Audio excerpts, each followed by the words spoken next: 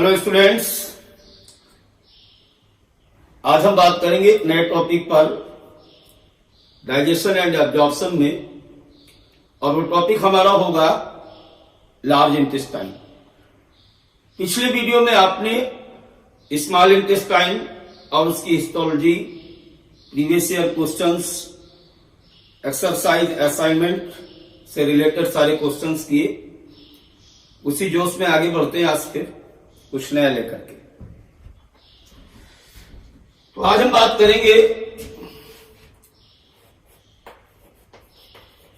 Large intestine की।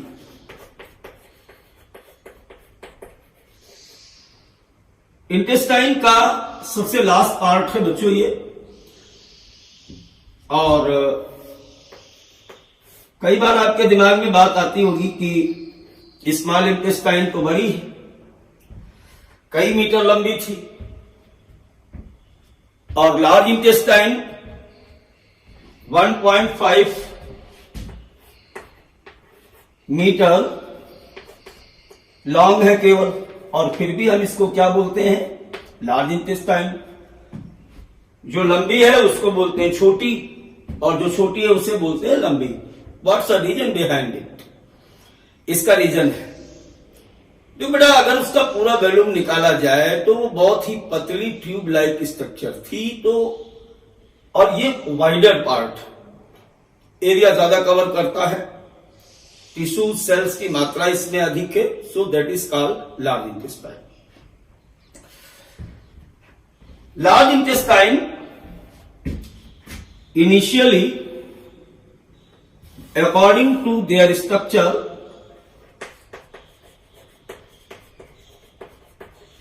function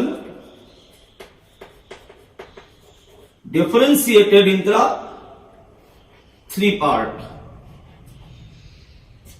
First part is called cecum.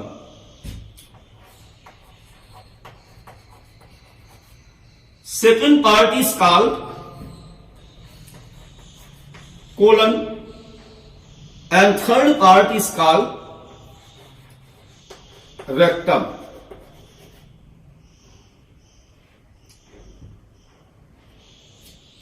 Colon again differentiated in the three part.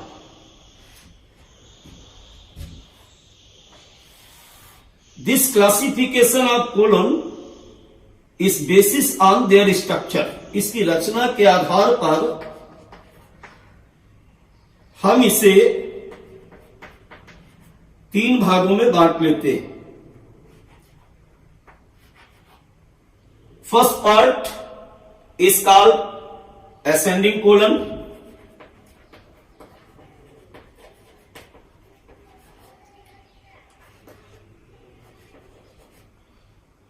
Second part is called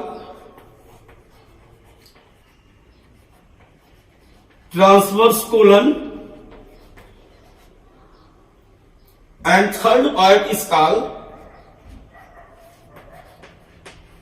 descending colon.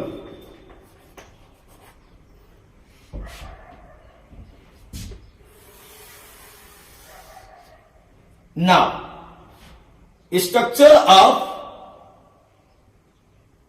large intestine. First of all is the cecum.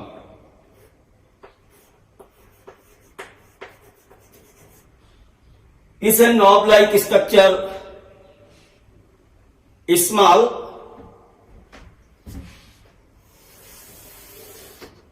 अब अगर अपन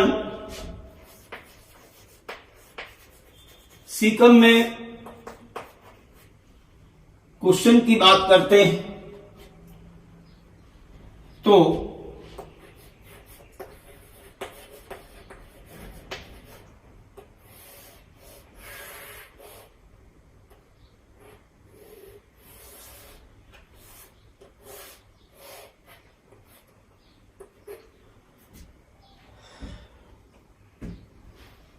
पहला question हो रहा है small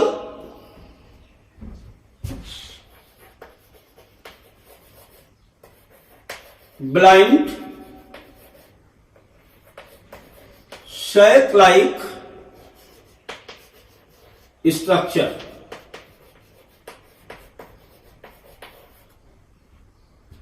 छोटा है, चारों तरफ से बंद है, इसलिए हमने इसको ब्लाइंड बोला। और शेक का मतलब अंदर से खोखला है। अब देखिए यहां पर इसका इलियम, जो छोटी आंख है वो यहां पर आकर के खुलती है, और यहां पर एक वॉल्व लगा होता है, इसे हम कहते हैं इलियोसीकल। भाई सीकम में खुल रहा है इसलिए सीकल, और इलियम इसमें खुल रही इसे इलियो,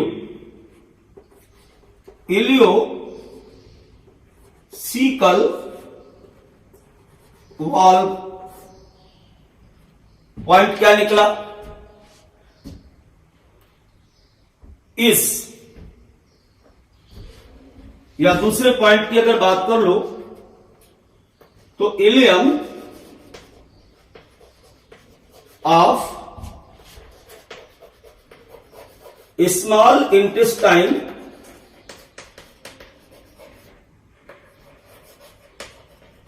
opened in cecum by ileocecal opening, which is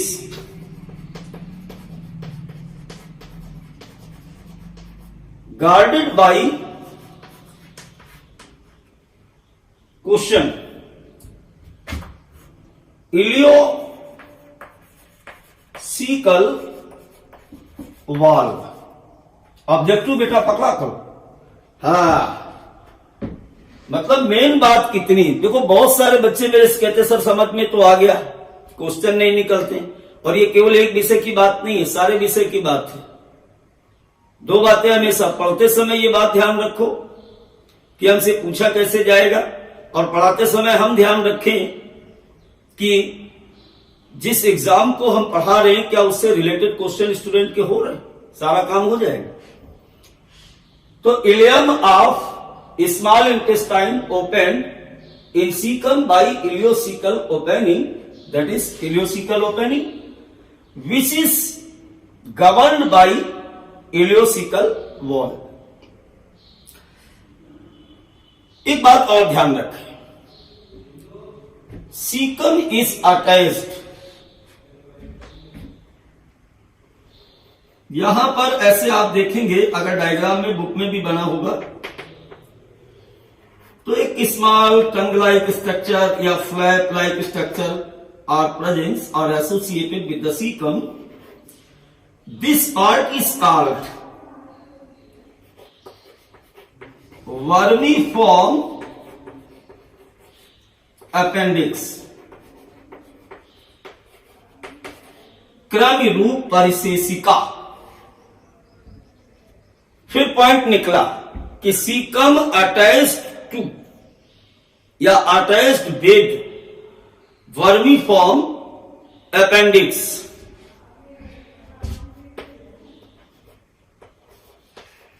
caecum attached with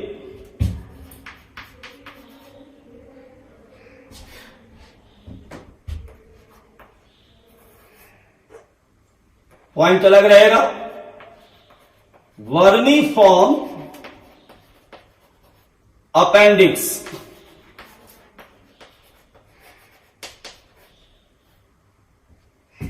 अब ये वर्मीफॉर्म अपेंडिक्स क्या है? पहला पॉइंट ध्यान रखें, ये क्वेश्चन यहां से भी आएगा, और ये क्वेश्चन बच्चों आपका जड़ विकास यानी एवोल्यूशन वाले चैप्टर से भी पूछा जाता है। वहां एक अवशेषी अंगों से प्रमाण है, तो वहां भी ये आता है कि वर्मीफॉर्म अपेंडिक्स इज, आप ध्यान रखें, vermiform appendix is the vestigial organs.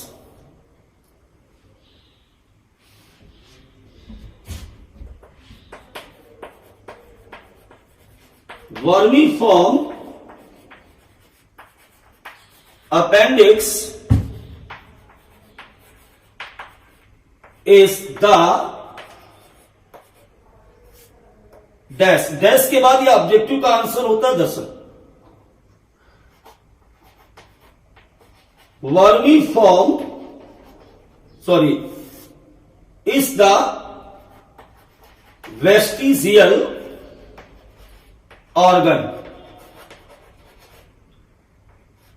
Vestigial organ बराबर अवशेषी अंग। अवशेषी अंग। अब बात यह आती है अवशेषी अंग क्या होते? ऐसे अंग जो हमसे मिलते जुलते जंतुओं में तो क्रियाशील हैं, लेकिन हमारे शरीर में वो क्रियाशील नहीं होते। तो ऐसे सभी अंगों को हम अवशेषी अंग कहते हैं। दरअसल वर्मीफॉर्म अपेंडिक्स का जो रिलेशन होता है वो सेलुलोज के डाइजेशन से होता है। और ह्यूमन बीइंग में ये सेलुलोज का डाइजेशन नहीं करती, या अपने भोजन में चूंकि हम पका के खाते हैं सेलुलोज की मात्रा कम हो जाती है, जिसकी वजह से इसका यूटिलाइजेशन हमारी बॉडी में नहीं होता है।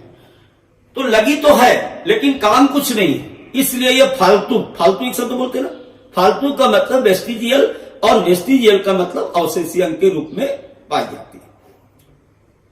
अब अपन बात करते हैं कोलन की। अब कोलन की अगर बात करो तो इसके आगे का जो पार्ट है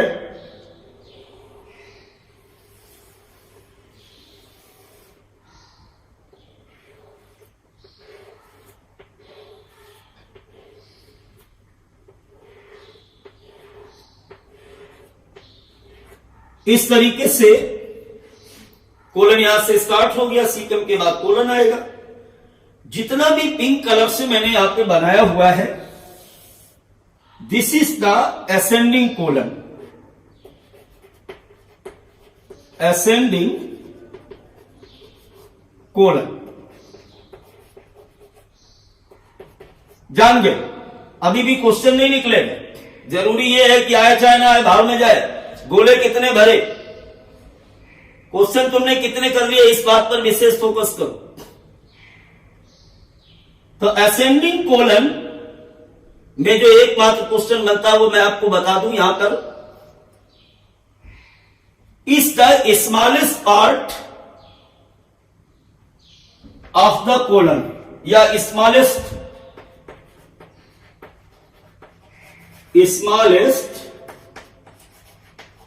part oblique arm of colon। एक चीज और, एक क्वेश्चन एक बार आया, इट लैक्स मेसेंट्री।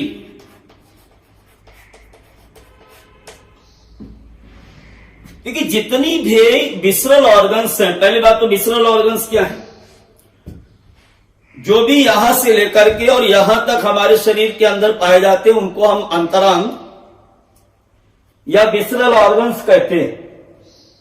और ये सारे के सारे विसरल ऑर्गन्स एक झिल्ली में बंधे होते हैं, उस झिल्ली को हम मेसेंट्री कहते हैं। इसीलिए तो हम उछलते हैं, कूदते हैं, गिरते हैं, खेलते हैं, कभी हमारा कोई भी ऑर्गन डिस्टर्ब नहीं होता अपनी जगह से, क्योंकि वो कहीं ना कहीं किसी विशिष्ट प्रकार की झिल्ली के द्वारा बंधे हैं, और उस विशिष्ट प्रकार की झिल्ली को हम कहते हैं मेसेंट्री। तो जो असेंडिंग आर्म है, असेंडिंग आर्म समझी रहे हो, ऊपर की तरफ जा रहा है इसलिए असेंडिंग आर्म, यह मेसेंट्री से बाइंडेड नहीं होता है। अब हम बात करते हैं ट्रांसवर्स कोलन की। तो ट्रांसवर्स कोलन की अगर बात करोगे तो यहां के बाद जितने भी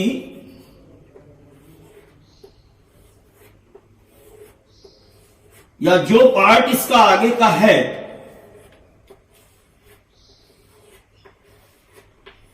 ऐसे।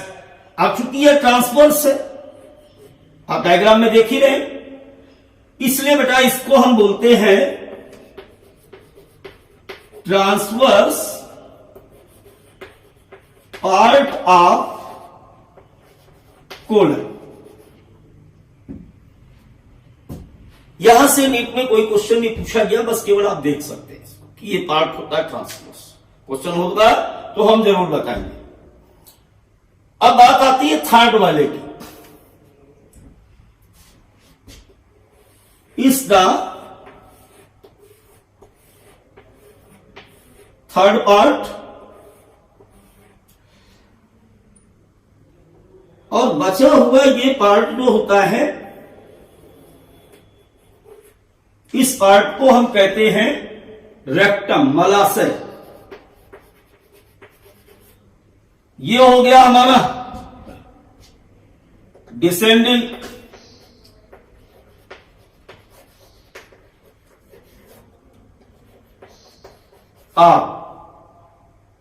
ये रेक्टम और ये एनल कैनाल, और ये फाइनली एनस, मतलब posterior openings of the alimentary canal. Anterior opening mouth था और पोस्टीरियर ओपनिंग एनस हो गया। अब देखिए इसके बाद कुछ क्वेश्चंस हमारे दिमाग में और हैं इस समय भी, कि wall of colon has 3 band of longitudinal muscles called taeniae coli. बहुत ध्यान रखना, ये क्वेश्चन कई बार पूछा गया है यहां पर। तो अभी मैं आपको दिखाता हूं ये टीनिकोलाई क्या होता है। अब जैसे 1, 2 एंड 3 पूरे के पूरे कोलन में इस प्रकार 3 पेशियों का बना हुआ एक बैंड लाइक स्ट्रक्चर होता है। इस बैंड लाइक स्ट्रक्चर को हम बोलते हैं टीनिकोलाई, TAENIAE, NIAE,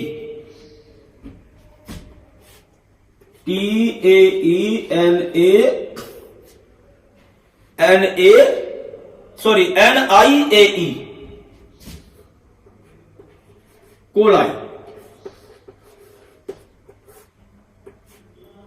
अब देखो यहां पर क्वेश्चन निकाल दे। Wall of colon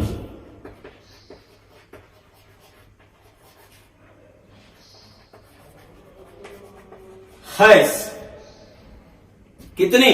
3 band of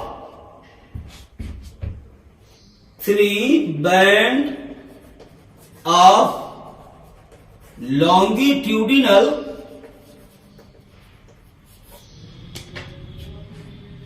muscles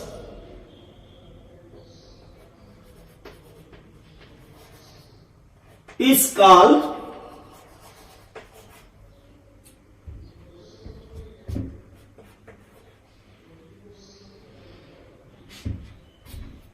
टीनिकोलाई।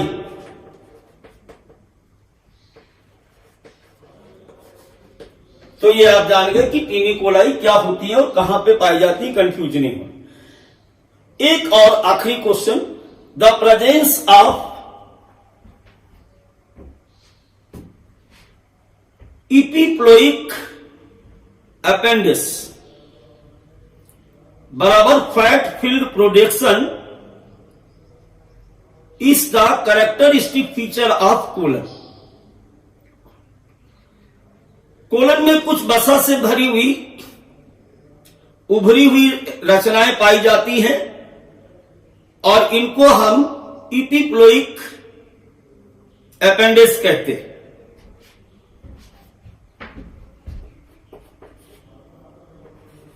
एपीप्लोइक projection बराबर fat field structure of colon. Fat field structure of colon. अगले पॉइंट पर अगर बात करें तो कैरेक्टरिस्टिक फीचर ऑफ कोलन, ये कोलन की विशेषता है। और एक चीज देखो कि जो वॉल ऑफ कोलन है इस पर बहुत सारे गुब्बारे के समान रचनाएं आपको दिख रही हैं, बहुत सारे सैक लाइक स्ट्रक्चर आपको दिख रहे हैं। This sac like structure of colon is called हास्ट्रा।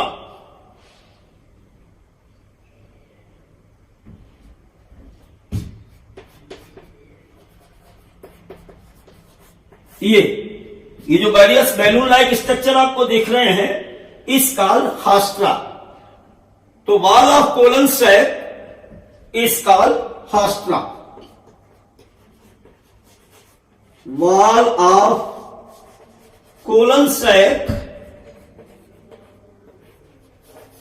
Called हास्ट्रा।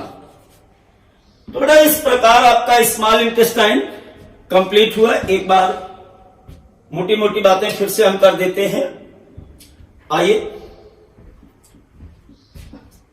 Small intestine के बाद बचा हुआ इंटेस्टाइन का पार्ट बड़ी आंत या स्मॉल इंटेस्टाइन कहलाता है और इसकी कुल लंबाई 1.5 मीटर के करीब यानी 1.5 मीटर होती है। अब अगर अपन बात करें इसके स्ट्रक्चर की, इसके कार्य की, तो according to their structure and function large intestine divided in the 3 part. First part is called caecum, second part is called colon and third part is called rectum. अब अगर कोलन की बात करें तो दैट इज ये जितना blue colour का आपको दिख रहा है, blind sac like structure and attach to the ileum openings and the openings of ileum is guarded by ileocaecal wall. Important point. Cecum also attached with the vermiform appendix at posterior end. This vermiform appendix is related to the cellulose digestion, so vestigial organs in the human beings. बाकी जितना का part आपको दिख रहा है ये part हमारा जो होता है ये कोलन है, ऊपर की तरफ जा रहा है इसलिए असेंडिंग, ट्रांसवर्सली अरेंज है इसलिए ट्रांसवर्स पार्ट ऑफ कोलन, नीचे की तरफ आ रहा है इसलिए डिसेंडिंग पार्ट ऑफ कोलन। अब जैसा कि मैंने बताया आपको कि असेंडिंग आर्म जो होती है सबसे छोटी होती है, ट्रांसवर्स आर्म सबसे लंबी होती है, डिसेंडिंग जो होती है वो उसकी मिडिल लेंथ होती है। Finally inside of colon presence 3 band of longitudinal muscles is called taeniae coli. Valve-like structure or the sac-like structure of colon is called the haustra. Colon finally opens into the rectum, is responsible for the collection of fecal material, and finally it is opens by anus or the posterior openings of the alimentary canal through the anal canal. Important question is that cecum is the small blind sac-like structure. Hindi में छोटा sac like गुहा के आकार की संरचना होती है। Ileum of small intestine open in the caecum by ileocaecal opening which is guarded by ileocaecal wall. छोटी हाथ का अंतिम भाग यानी इलियम इलियोसिकल ओपनिंग्स के द्वारा सीकम में खुलता है, वहां पर एक वाल्व पाया जाता है, उस वाल्व को हम इलियोसिकल वाल्व कहते हैं। Caecum attach with vermiform appendix. Caecum क्रम रूप परसेसिका से जुड़ा रहता है। वर्मिफॉर्म अपेंडिक्स एक अवशेषी अंग है राइट। सी कोलन जो है वो डिसेंडिंग कोलन जो होता है वो स्मॉलेस्ट पार्ट है, इसमें मिसेंट्री अनुपस्थित रहती है। 3 लॉन्गिट्यूडनल मसल्स जो होती हैं उनको हम टीनिकोलाई कहते हैं, और इपीप्लोइक प्रोजेक्शंस जो होते हैं वो इस कोलन में वसा से भरी हुई गुलियां होती हैं, उनको हम इपीप्लोइक प्रोजेक्शंस कहते हैं। और इसकी वॉल में जो बड़े ये आप देख रहे हैं बैलून लाइक या सैक लाइक स्ट्रक्चर आपको दिखाई दे रहे हैं। दिस सैक लाइक स्ट्रक्चर्स जो होते हैं बेटा इनको हम हास्ट्रा कहते हैं। अब एक नए टॉपिक के साथ आएंगे, यानी डाइजेस्टिव ग्लैंड। कई बच्चों ने मेरे से यहां पर डाउट पूछे हैं, मैंने उनको यही बोला था कि टॉपिक आएगा तो अपने आप मिल जाएगा। अब हम बात करेंगे आज न्यू ग्लैंड्स की, यानी digestive glands like the salivary glands, liver, pancreas and etc.